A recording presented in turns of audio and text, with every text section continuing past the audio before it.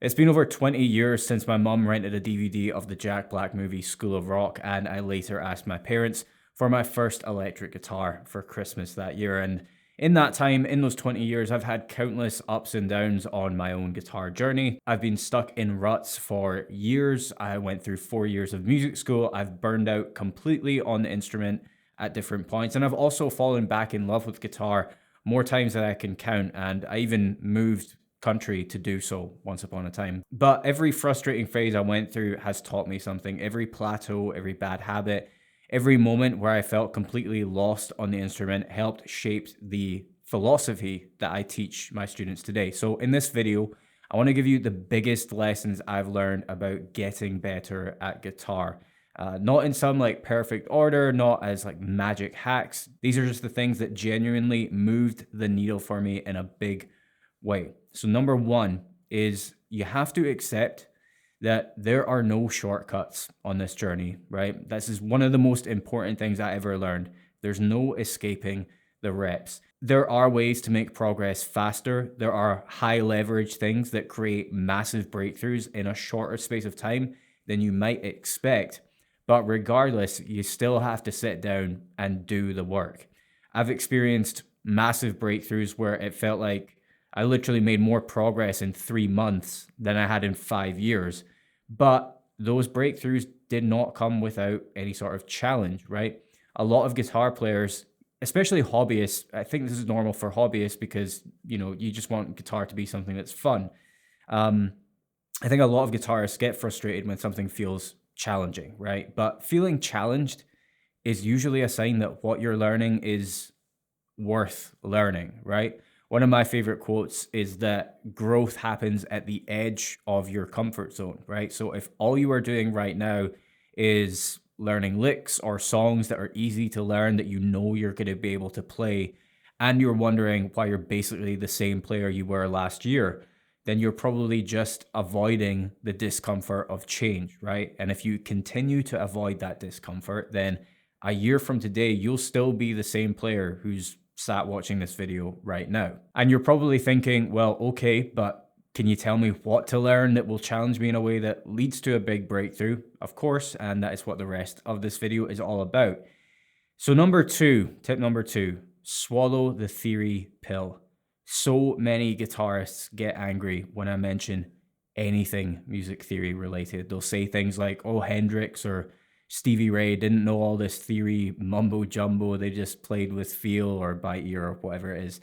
And if you buy into that mindset yourself, you are going to hold yourself back. Contrary to what a lot of people will say online, uninformed people, theory is not the enemy of feel. I mean, John Mayer and Derek Trucks both know some theory. So, I think that breaks that argument, right? Theory is just the language of music. The language of music. It's not a rule book. It's not there to kill your creativity. And it's not there to stop you from playing with emotion unless you are already dead inside. If anything, learning theory deeply can make you more expressive because when you're improvising, what kills your flow in the moment? It's hesitation. What chord am I playing over? Will this note work? What scale am I supposed to play? Wait, what key are we in? That hesitation is what causes people to freeze up and then just revert back to like the handful of memorized licks that they always play. And theory helps remove that friction. There's an old saying, right? Learn the theory so deeply that you can forget it. Now, that doesn't mean literally forget the knowledge. It just means internalize it enough so that you stop consciously like calculating every note choice whilst you play. Yes, when you first get started with theory, there's a dip where for like a period of time, you will feel like it's not making sense, that it's maybe making you worse. But if you stick with it for long enough, you will start to experience just massive growth in your musicianship. See, that's what theory can do for guitar players, right? You can be just like a technical guitar player, like understand the mechanics of guitar, but theory turns you into a true musician, right?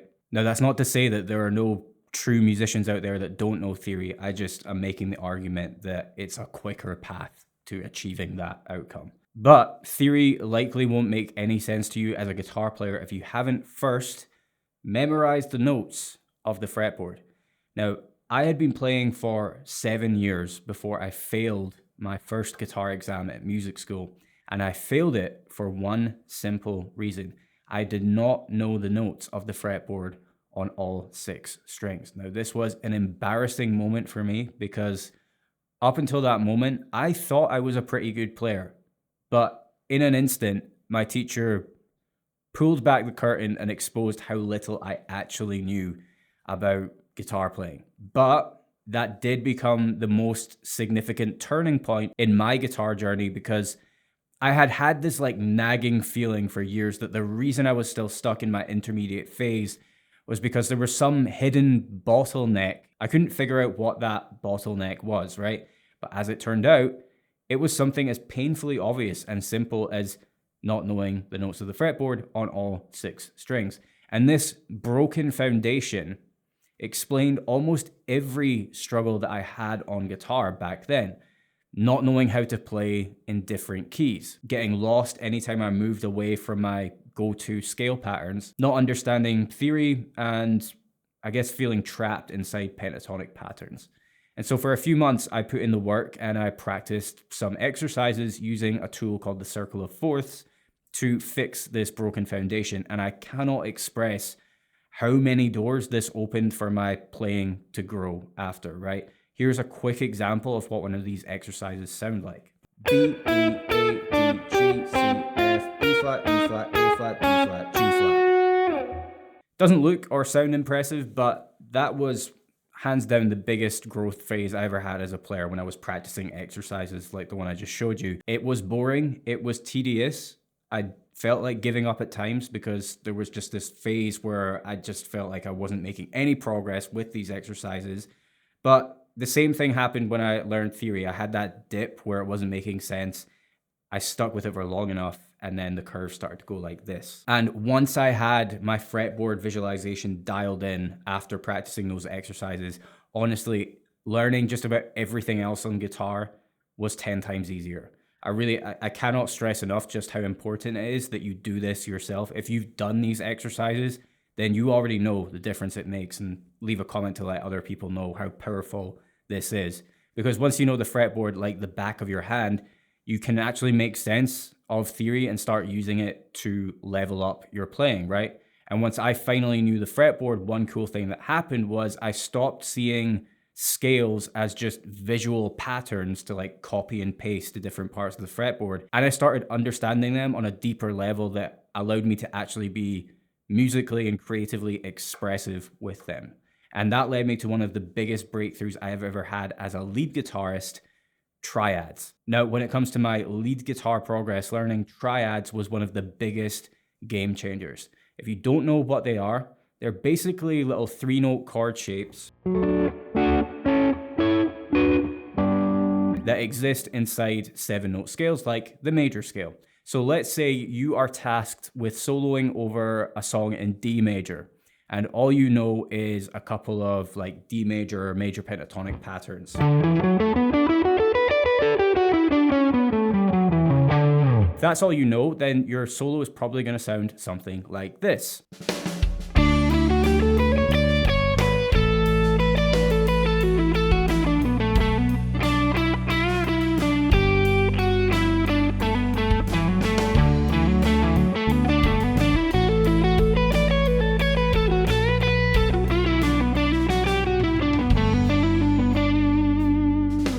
Like you're just wandering aimlessly through those patterns, occasionally hitting a note that sounds good, but not really knowing why it sounds good. And in general, just sounding like disconnected from the chords that you're playing over. Compared to if you added triads to your soloing toolbox, practice them for a couple of months, you might find yourself playing solos that actually highlight the chord changes and sound connected to the music.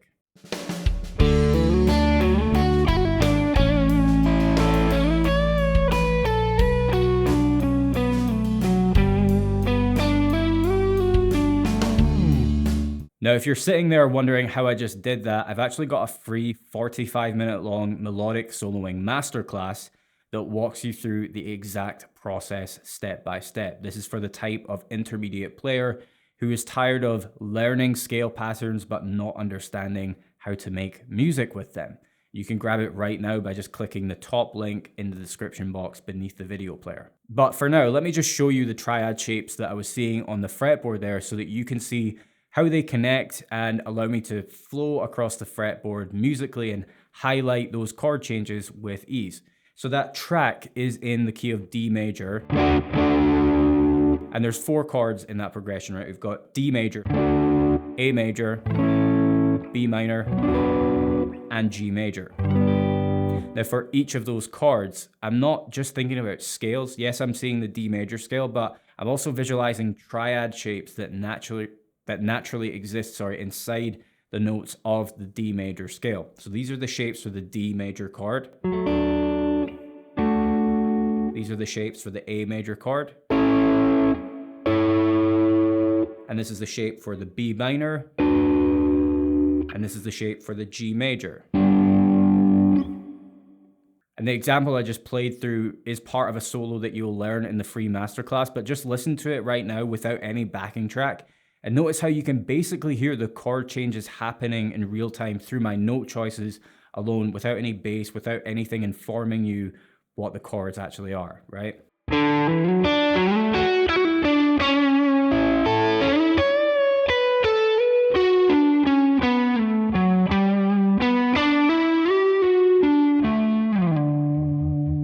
So if you want your solos to start sounding like music instead of scale exercises, click the link below to grab the free melodic soloing masterclass. Thank you guys for watching, and I will see you in the next one.